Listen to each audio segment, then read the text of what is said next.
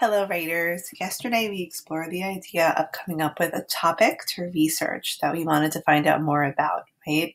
And we were saying we were going to find a way to share that information with others. So I wanted to give you some more ideas of how this might work. Sorry. So you're going to think about the category of what you were picking for your topic. Some of you had a person in mind that you want to know more about, or an animal, or a place, or a hobby or activity, or an event, right?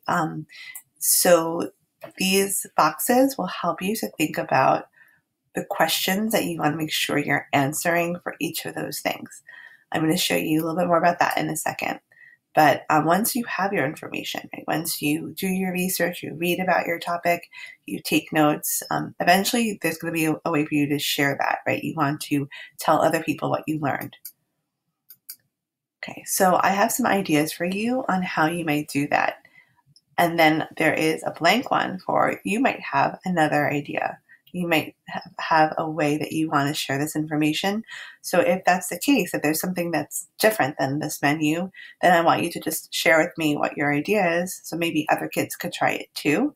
But definitely that's a possibility. You could certainly come up with something beside these options. But if you're not sure, here are some options. When you have a lot of information about a topic, one fun way to share it is through an A to Z book. We had a basket in our classroom library, and the A to Z books is every letter of the alphabet is another fact you would share that starts with that letter. So that's great for if you have a ton of facts, and you can really make it fall into that category. Another idea could be a news report about the event you studied. And so if your event took place a long time ago, let's say you're going to talk about the Titanic sinking, you could pretend in your news report that it had happened right then and there. And you think about who would you interview? What would the report be? You'd have to give all the key information. So that could be a fun way to express what you learned. You could do what we did in Innovation Lab for the countries we were learning, which is a very straightforward Google Slides presentation where you have the topic at the top of the slide and then information underneath it.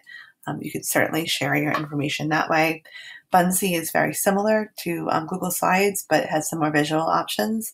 So it's another presentation idea. You could use Buncee to share what you learned. You might want to write a regular book about your topic.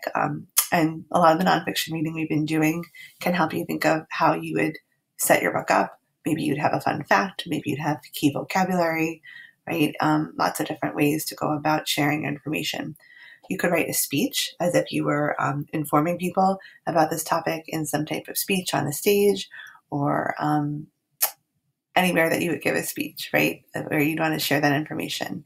You can make some type of poster or creation that includes your facts, almost like an infographic. If you are really into art and you'd like to design something like that, that's certainly possible too. So these are some of the ideas that I had, but if you have others, definitely let me know and we can include it. Okay, so one of the things on my list to learn more about was I really was curious to learn more about Helen Keller. So she's a person. So what I would do is pick the person box. Okay, and now there are questions that I want to make sure I'm answering when I read about Helen Keller. So if I'm researching a person, I want to know when was the person born and where were they born? And this is very important because if I was born in the United States of America in 2002, right, my life is going to be very different than if I was born in Africa in 1700, right? It's where you were born and when you were born really have an important connection to how your life is going. So we need to know that. We also need to know, did the person have to overcome difficult circumstances?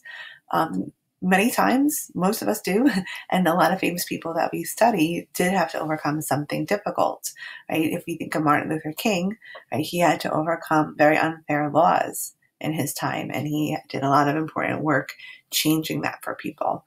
So you think about, what did a person have to overcome? Did this person make life better for people? Right? Did this person contribute to society in a positive way? Did the person have a family? And how is what you're learning about this person connecting to you and your life? Right? What does it mean to study this person? How can it help you to be a better person in your own life? That's like a challenging question that you're not going to find in the book, right? That's a thinking question where you're going to think about, what did this person do that can maybe inspire me to try to do something a little bit better in my own life? Okay, so those are the questions for if you are studying a person. It's going to be different if it's a place. Right? If you're studying a place, like let's say you want to know more about Jones Beach, or you want to know more about Central Park in New York City, or you want to know more about London, England, right? Then they're going to have different questions so that you would click on this box and these questions would guide you. Okay, same thing for an animal, right? Their questions cannot be the same because they're different things we're thinking about. Okay, so if I was going to study an animal, maybe I want to know about koala bears, right? Then these are the questions I'm going to think about. So these are the questions that you need to find the information, the answers for, okay? And then you can always find more things to share. But I'd like you to find the answers to the questions that are posted in each category, okay, depending on which topic you picked. So if you picked a person, then that's the one you're going to go to. Right? Obviously, you don't have to answer questions about a place or an animal if you're studying Helen Keller. You're just going to pick one box, okay? So in the next video, I'm going to show you how I'm going to start doing that for Helen Keller, right? What's my first step once I have a topic and I see where the questions are? All right, so I'll be back in the next video to tell you more about that.